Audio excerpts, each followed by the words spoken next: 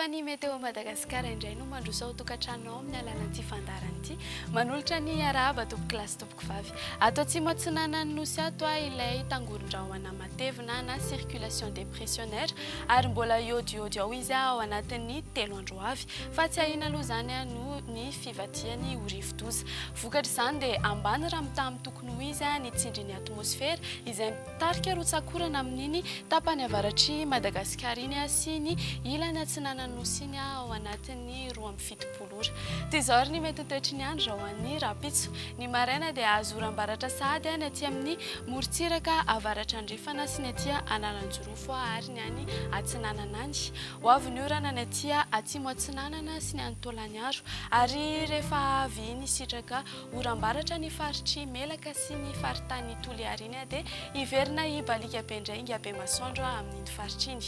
ary andrahoana ny andro na andrahoana vitsy ho an'ny faritra sisa raha ho an'ny hariva kosa indray dia anoram-baratra ny tapany avaratry Madagasikara ray manontolo iny raha toka anao orana tandrifin-drahona ny aty Atsimo-Atsinanana ny any Anosy sy ny Atsinanany Iorombe andrahoana ny andro ny aty amin'ny faritry Vatovavy Finany amorony mania Otmatsiatra ary ny andrefany Iorombe ary maina ny andro ho an'ny faritra sisa raha ny maripana voatombatomana ho an'ny rapitso ny amin'ny mandrindra dia 4.20 degré Celsius hitantsika tia